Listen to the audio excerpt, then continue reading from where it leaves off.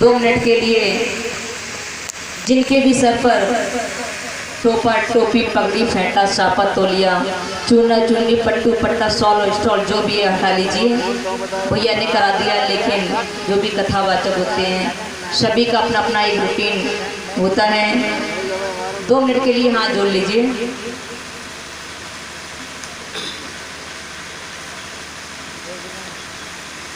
यानि भूतानि समागितानि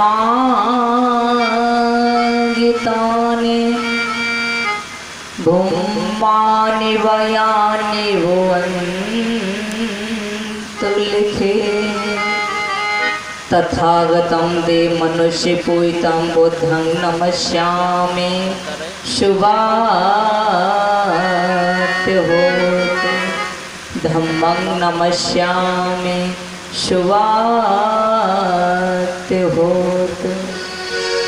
नमन करूं मैं बुद्ध को ऐसी करुणा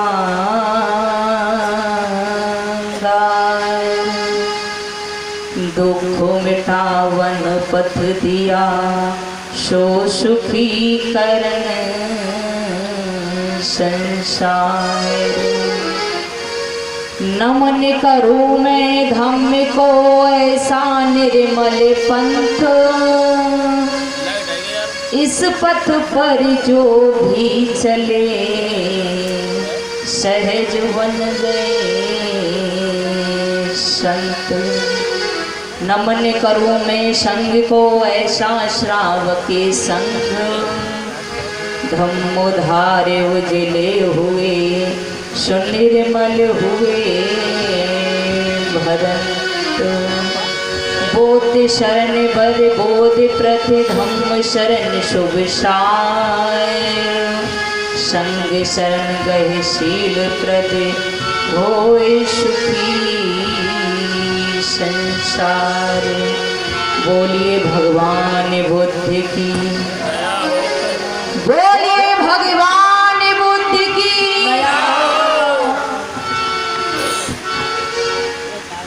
अभी आप लोगों के बीच में प्रथम दिवस में सिद्धार्थ गौतम को प्रत्येक व्यक्ति जानता है,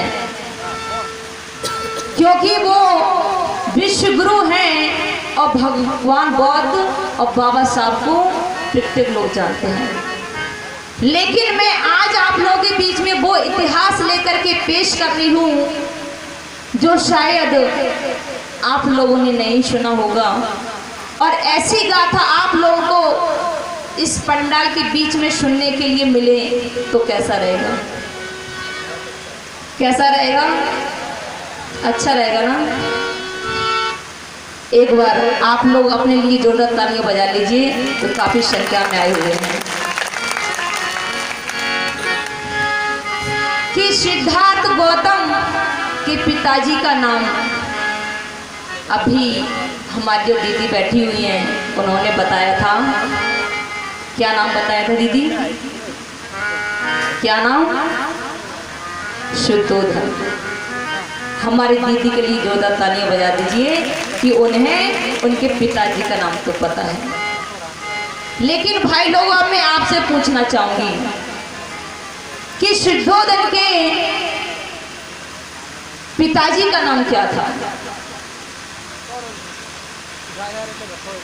पता है? क्या? जानू कह रहे हैं? जानू? ध्यानु? ध्यानु? भानु? पास में आ जाओ, पास में आ जाओ। एक बार जोरदार ताली बजा दीजिए भैया के लिए। हमने पहली बार में सुन लिया था, लेकिन एक बार और कंफर्म करना चाह रहे थे कि इन्हें पूरी तरीके से पता है या नहीं कि उनके पिताजी का नाम था सिंह हनु। नीचे कर ले तो। और भैया उनके पिताजी का नाम क्या था? नीचे कर ले। नीचे वाला कर दो, नीचे वाला। अब भी हाथ जोड़ रहे हैं। दीदी हमें ना पता, अब तो तुम्हें बताओ। दीदी तुम बताओ। क्या नाम था? कि उनके पिताजी का नाम जयसेन था, और जयसेन के पिताजी का नाम क्या था? ओखवा। और ओखवा के पिताजी का नाम क्या था? महाइस्तिवर। और उनके पिताजी का क्या नाम था? वो मैं आप लोगों को बताऊंगी कि इस सारे संसार के पहले राजा कौन हुए। आप लोगों को गाथा में वहां से लेकर के चलूंगी कि इस सारे संसार में प्रथम हुए थे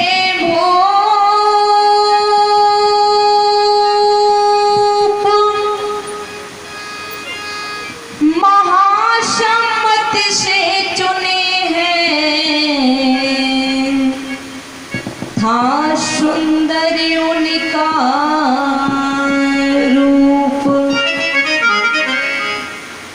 कि संसार की एक महापंचायत बुलाई गई, जिसमें दूर दराज से सभी महापुरुष, सभी विद्वान आकर के एकत्रित हुए और उन्होंने ये फैसला लिया कि इस संसार को चलाने के लिए ऐसा कौन व्यक्ति चुना जाए जो संसार को लेकर के चला।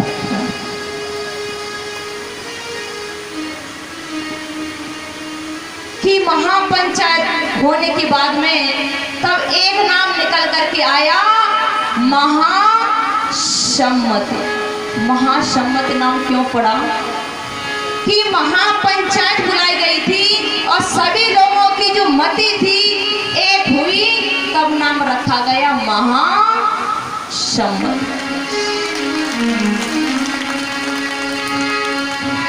महासम्मत के बाद में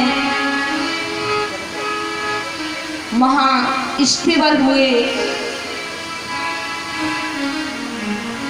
जो व्यक्ति महास्थायी रहने वाला होता है उसे महाइस्तिवर कहा जाता है। और महाइस्तिवर के बाद में 37 पीढ़ियां और हुई।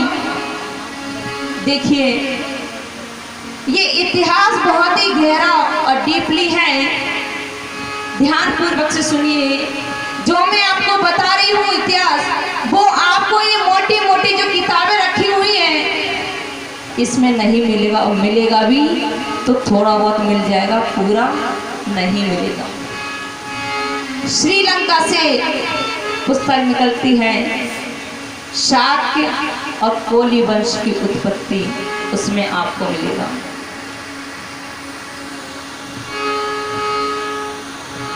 कि 37 पीढ़ियां हुई, रोज बरोज, कल्याणक, कल्याणक, उपोषव, मंदता, चरक, उपचर, चेती, मुदत, महामुदत, मुचलिंद, अंगरीश, सागरदेव, भरत, प्रताप, प्रणाम, सुदर्शन और अरबीवान।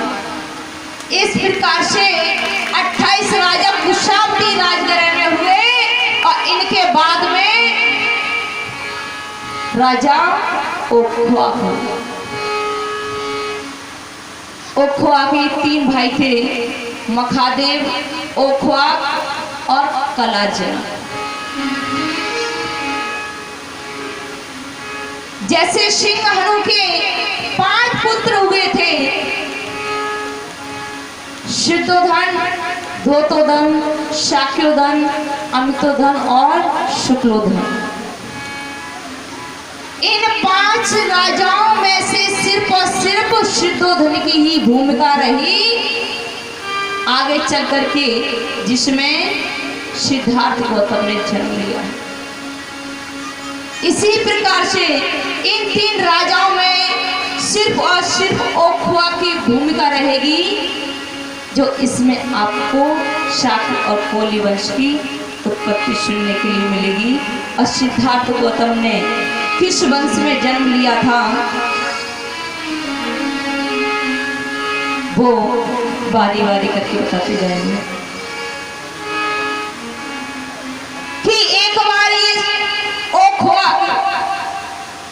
राजा के मन में विचार आया। हेलो हेलो जी कि मैं घूमने के लिए जाता हूँ तो आज घोड़े पर सवार होकर के अपने घर से किस प्रकार से चलाए सुनिएगा।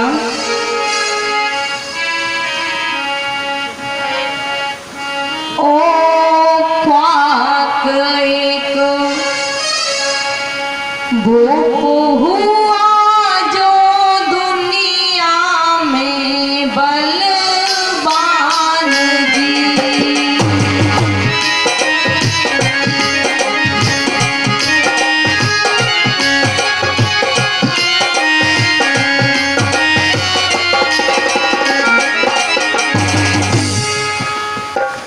ओ ख्वाक एक भूप हुआ जो दुनिया में बलवान जी।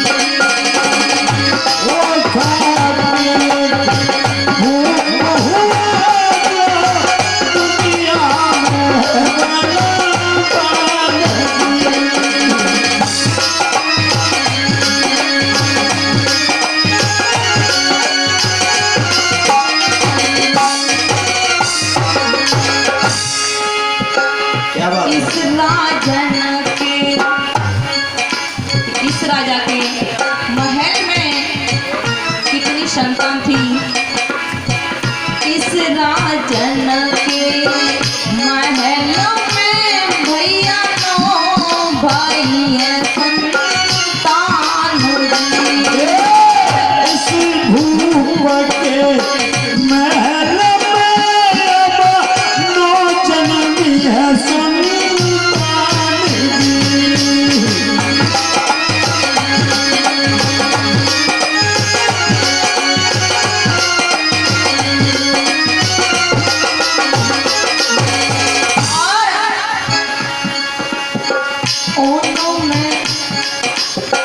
ओनों में 5 पुत्रियां थी और 4 सुंदर लाल जी।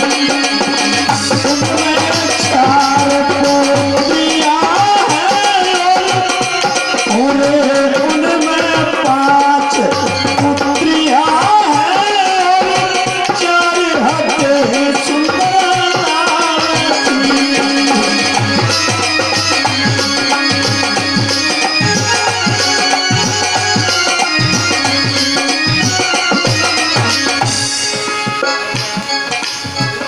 एक दिन भैया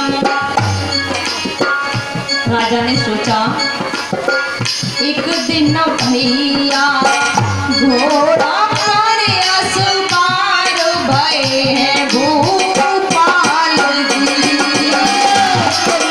भैया घोड़ा पर सवार भये भूपाल जी।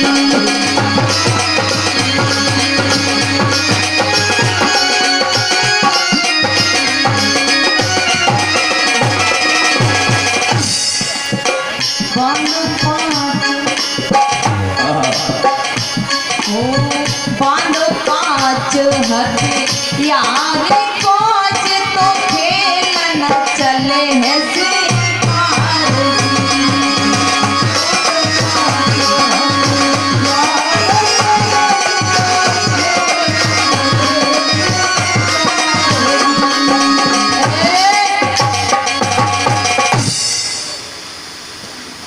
इस प्रकार से आज जो ख्वाब है ये राजा धीमे धीमे धीमे धीमे मेरे धम बंधुओं आगे बढ़ा है।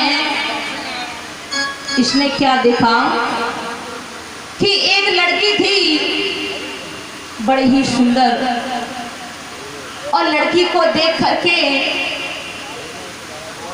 राजा कहने लगा, एक इतने घने जंगल में ये कौन लड़की है और यहाँ पर कैसे घूम रही है। तो राजा ने उस लड़की को रोकने की कोशिश की और कहा कि हे लड़की, कि तुम कौन हो और कहाँ जा रही हो। लेकिन लड़की क्यों रुकी।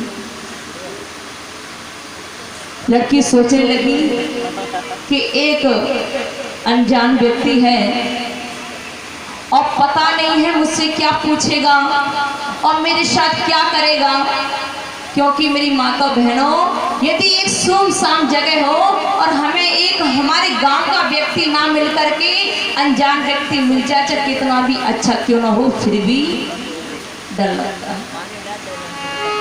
आज उस लड़की के साथ में भी ऐसा ही हुआ, लेकिन लड़की नहीं रुकी। उसने अपने कदम और तेजी से बढ़ा दिए। राजा ने कहा, ए लड़की रुक जाओ। नहीं रुकी। राजा को जोर से गुस्सा आया, कहा, ए लड़की, सुना नहीं तुमने? मैंने कहा रुको। लड़की आज खामोश होके सिर पिटा करके और शांत खड़ी हो गई। कहने लगी, क्या बात है, आप क्या कहना चाहते हैं और इस प्रकार से सुनसान जंगल में आपने मुझे क्यों रोका है। राजा कहने लगे कि मुझे ये बताओ तुम कौन हो।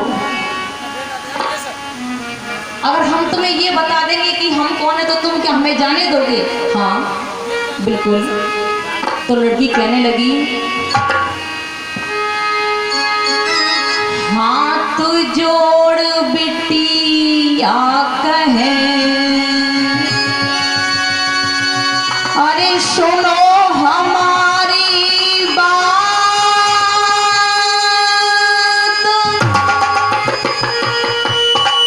घूमन को हम आई हैं जयंती मेरो नाम। लड़की ने कहा कि मेरा मन कर रहा था घूमने का और मेरा नाम जयंती है, क्या अब मैं जाऊं। राजा ने कहा नहीं, कि यहीं पर रुको। कि क्यों? कि हम आपसे कुछ पूछना चाहते हैं। क्या? यदि आपकी इजाजत हो तो हम पूछ लें। पूछिए। लेकिन लड़की ने कहा कि हम ऐसे नहीं, पहले तुम हमें बताओ, हमें तुम्हारा भरोसा नहीं है कि तुम कौन हो। अच्छा। हाँ। लड़का ने कहा ठीक है पूछिए। लड़की ने जब बचन सुनाई, कौन कहाँ से हियन तुम आए। धम्म शरणं गच्छामि, धम्मं शरणं गच्छामि, धम्म शरणं गच्छामि, धम्मं शरणं गच्छामि। अपना हमको परिचय दियो, फिर सवाल हमसे कियो। धम्म शरणं गच्छामि, धम्मं शरणं गच्छामि, धम्म शरणं गच्छामि, धम्मं शरणं गच्छामि। लड़की ने कहा कि तुम कौन हो, कहाँ से आए हो। तब लड़की की बात सुनकर के राजा ने कहा कि मैं यहाँ का राजा हूँ और ओ ख्वाब मेरा नाम है, लेकिन अब मैं आपसे कुछ पूछना चाहता हूँ, तो आप मुझे बताइए। लड़की ने कहा ठीक है, जब आपने हमें अपना परिचय दे दिया है तो हमारा भी कर्तव्य बनता है कि आप भी हमसे पूछ लीजिए। तब राजा ने कहा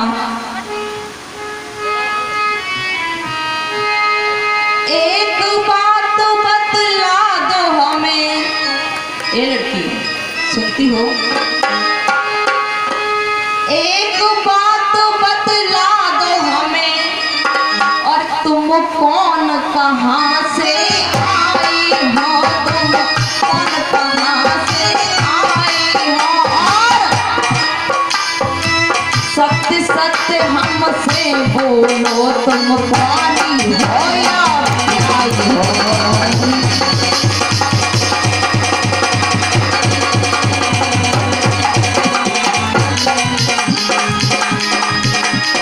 सत्य सत्य हमसे बोलो, तुम प्यारी हो या प्यारी हो?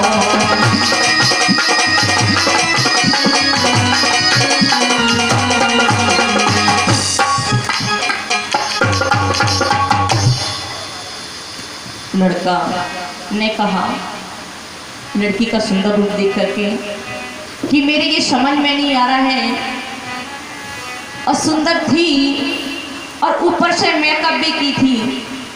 आजकल की लड़कियों का तो पता ही नहीं चलता है कि शादीशुदा है या नहीं। इसी प्रकार से राजा भी नहीं जान पाया कि लड़की शादीशुदा है या नहीं। तभी उसने पूछा कि तुम बस मुझे ये बता दो कि तुम कुंवारी हो या फिर शादीशुदा हो। ओहो। लड़की ने कहा कि हमें तुम एकदम सेकंड हैंड प्रॉपर्टी के लग रहे। क्यों? कि एक बात बताओ, क्या? कि तुम्हें कुंवारी लड़की और शादीशुदा में फर्क नजर नहीं आता? सब जानते हैं। अगर तुम जानते होते तो ऐसी बात ही ना करते। तो सुनो। का सुनो। अरे सुधांशु भैया मान पुरवारो 20 रुपया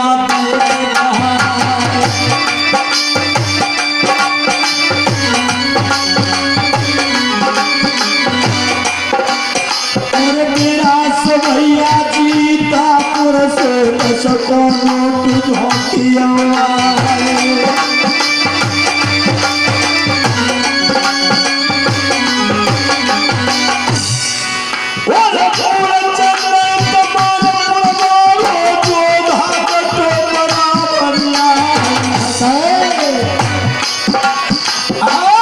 रुपया धरे बाजे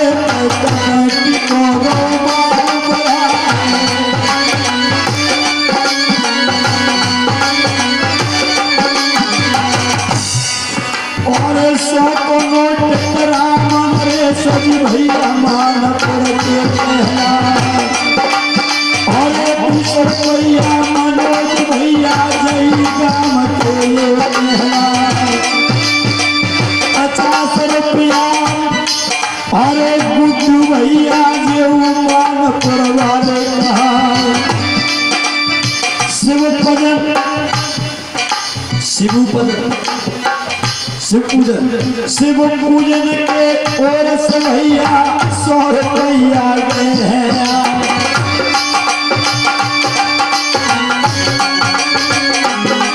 और राम रे से फिर से आई है 20 को नोटिया दे गए। और प्रेम कुमार ने 50 रुपया बड़े प्रेम से दे गया। और सवई भैया मान पुरवारे तीर गए हैं मान बढ़ाए। और चिला हरदोई से चल के आए अपनो नाम हो गए है बताओ। और आकाश नाम सभा में बताओ 50 रुपया दे देगा। और विमल कुमार तक पूछी केड़ा 50 रुपया दे देगा। और सब भैया ने आए कमेटी को झंडा दो ऊंचा लहराए।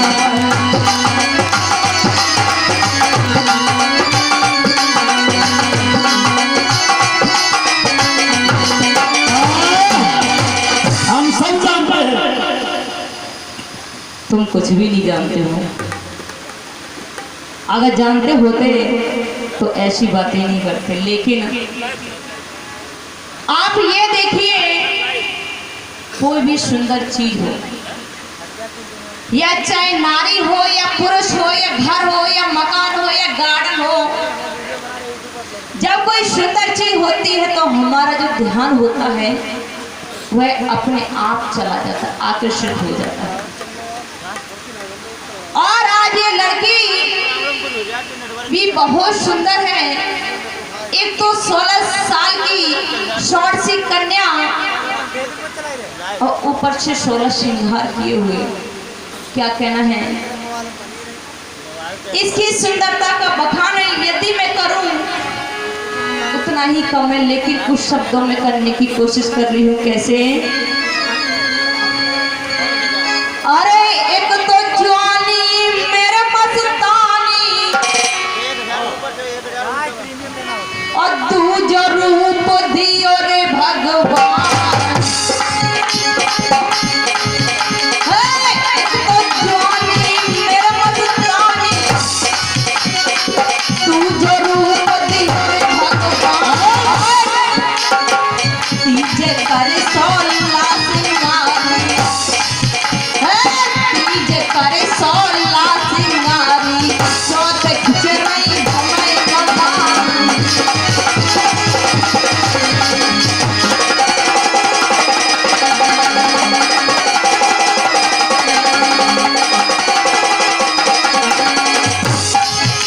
और नहीं नहीं है बचपन में ना कटील जाके छटवे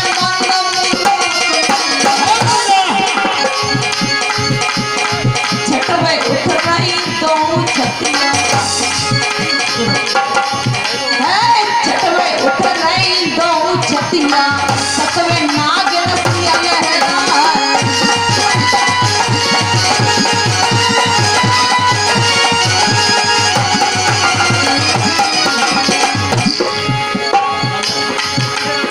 नवे कमर तक चोटी लटके, दसवे चले जकोरो।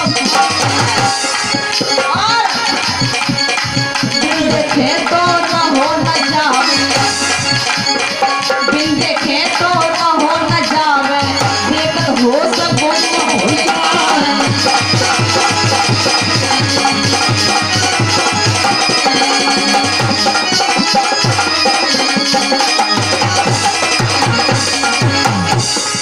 कोई परी जंगल में आ गई है धीरे धीरे।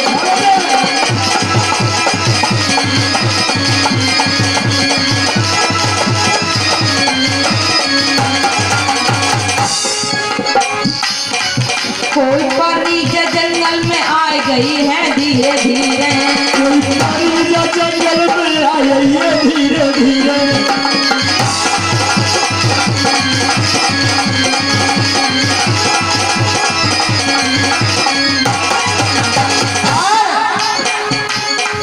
जे गोरी कहने लगा, जे गोरी में दिल में समाई गई है धीरे धीरे। ये गोरी सफाई धीरे धीरे।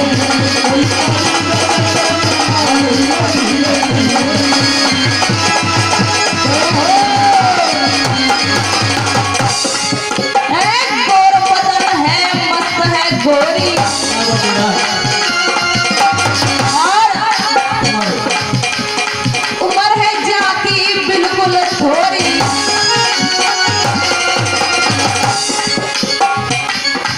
मेरे दिल के तार हटाई गई है धीरे धीरे।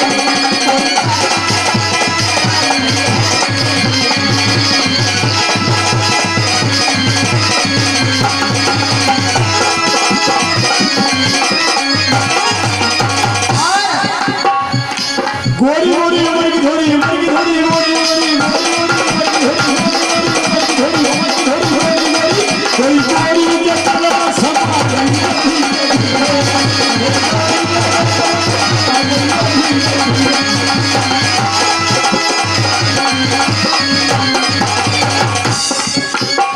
जब से देखी कलना परत है,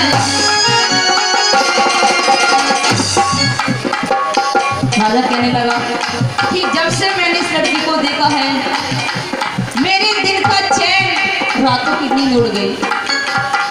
जब से देखी कलना परत है और सूरत तारे से ना टरत है।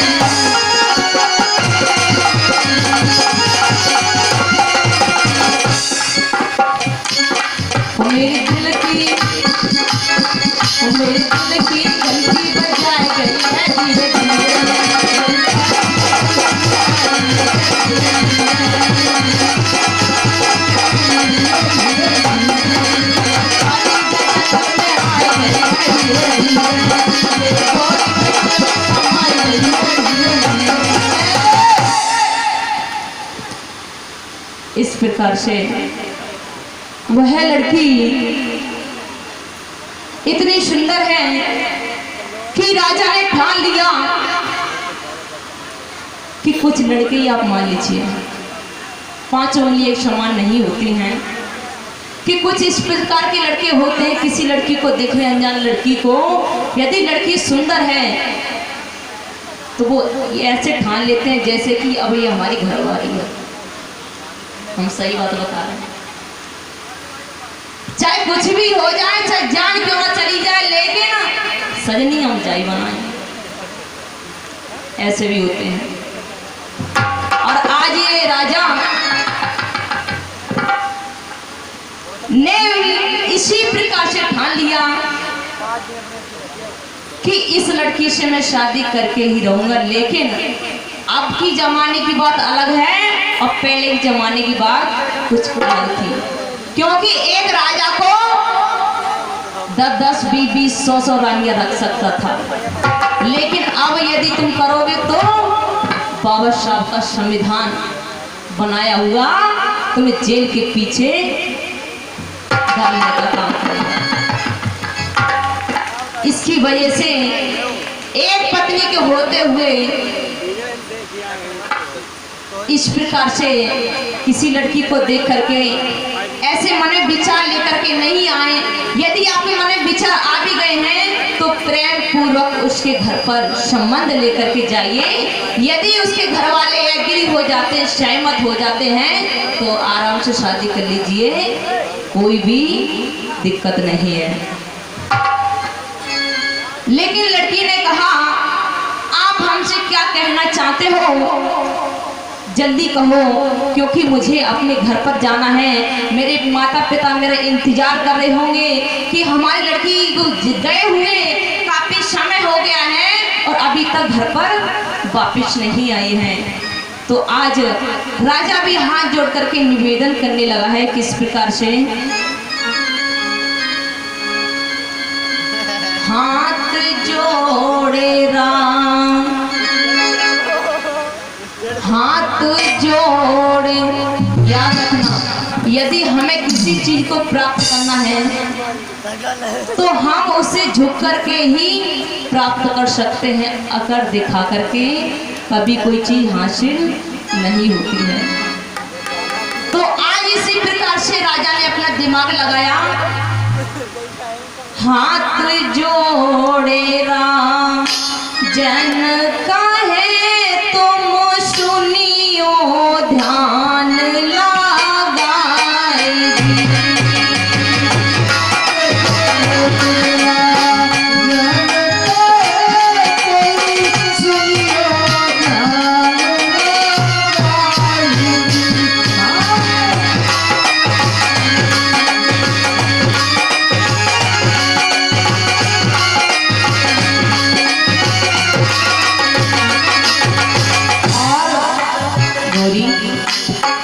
बुरा ना मानो, यदि तुम्हें बुरा ना लगे, बुरा ना मानो तो हमसे तुम लियो ब्याह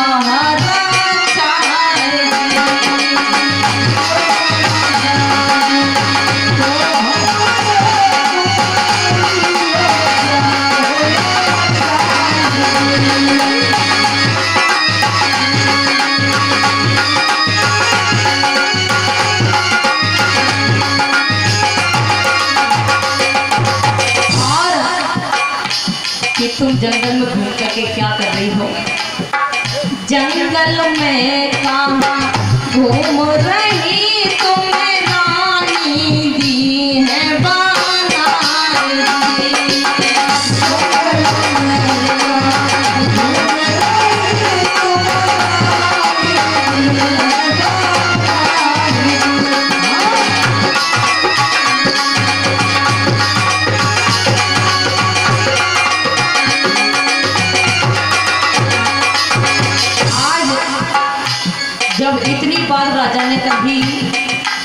लड़की सोचने पर मजबूर हो गई। सुनी राजा की बात ये लड़की सोच सोच रह जाएगी।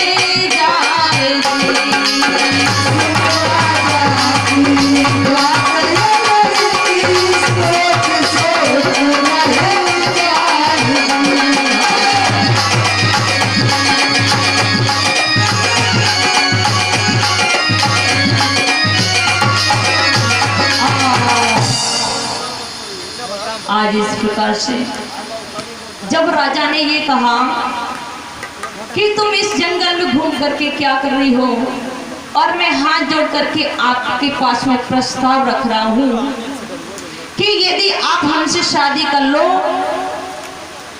तो हम तुम्हें एक पत्नी नहीं, एक साधारण पुरुष की पत्नी नहीं, हम तुम्हें रानी बना देंगे।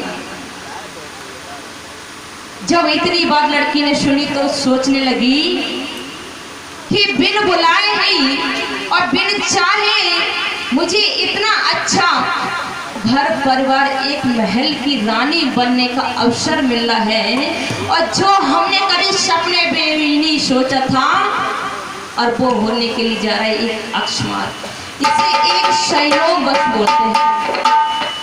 एक बात बताओ, एक लड़की जिसने कभी हवेलियों के सपने नहीं देखे हों, चार पहिए के में घूमने के सपने नहीं देखे हों, हेलीकॉप्टरों में उड़ने के सपने नहीं देखे हों, और उसके जीवन में अचानक ये सारी खुशियां आ जाए, इस प्रकार से प्रस्ताव आ जाए, तो कौन ऐसी बहन बेटी हो जो मना कर देगी? कोई मना कर सकती दीदी? कोई भी लड़की नहीं करेगी। आज ये लड़की भी सोचने लगी कि आज नहीं तो कल मेरी शादी तो होनी है, और हर किसी लड़की की होती है। तो इस लड़की ने कहा कि मैं एक गरीब परिवार से तो वैसे भी हूँ, और मेरे पिताजी के पास में इतना धन पैसा भी नहीं है जो मुझे इतने अच्छे परिवार में शादी कर सके। तो आज लड़की ने बिना सोचा समझी और राजा से हाँ कर दिया कि ठीक है, हम आपके साथ में शादी करने के लिए तैयार हैं। तो आज राजा तुरंत ही जंगल में गया और जाकर के इमीडिएटली 2 माला बनाई, और बना करके एक लड़की के हाथ में दे दी और एक अपने हाथ में रख ली। और बात जब लगे शादी हो गई है तो जोरदार तालियां का समर्थन दे देना, अभी नहीं कि एक माला कोई नहीं है, माला होती तो शादी भी कराते। तो आज एक माला लेकर के पहले लड़की ने लड़के के गले में डाली, और फिर लड़के ने लड़की की गले में डाली, और इस प्रकार से दोनों संबंध में बन गए। बोलिए भगवान बुद्धि की दया हो, करुणा हो। और आगे ये भी देखना कि इस राजा ने शादी तो कर ली, और लेकिन आगे चल करके इसका परिणाम क्या होगा वो आप लोगों के सभी के बीच में आएगा। हमारे आपके बीच में परम आदरणीय हमारे डॉक्टर रविकांत जी और उनकी टीम ग्राम करवा देवरिया से चल के आई है। एक बार जोरदार ताली आप लोग बजाइएगा। इन्होंने पिछले साल मेरी 7 दिवसीय बुद्ध गाथा करवाई थी अपने गांव में करवा देवरिया में। उससे पहले मेरी कथा हुई थी छोटू प्रभा में, और धीरे धीरे करके इन भाइयों का वो सहयोग रहा कि मुझे आपके क्षेत्र में जो है इस कार्य के लिए बुलाया जाता है। तो मैं चाहता हूँ कि रविकांत जी डॉक्टर साहब अपनी टीम के साथ मंच पे महापुरुषों को नमन करके वो फिर अपने स्थान पर बैठेंगे। और यहाँ की टीम से मैं निवेदन करना चाहूँगा मानपुर के भाइयों से कि उनको ससम्मान स्थान ग्रहण कराएं रविकांत जी और उनके सभी साथियों को। धन्यवाद। एक बार जोरदार ताली आपकी नहीं बजी, जोरदार बजाइए। धन्यवाद। बोलिए भगवान बुद्धि की दया हो, और बोलिए भगवान बुद्धि की नया हो। कुछ दानदाताओं ने पुरस्कार दिए हैं फिर से हमारी कमेटी को, पर इसके पीछे लिख दिया उन्होंने कि गुरुजी इसको गा के सुनाना, और उनको नहीं पता था कि क्या गा रहा था। मैं आल्हा गा रहा था, इन्होंने कहा दुआ के साथ गाना। अब उसको दुआ समझ रहे हो, कोई बात नहीं। तो लीजिए फिर से मैं इन साथियों के नाम बोल देता हूँ और आप लोग सुनिएगा।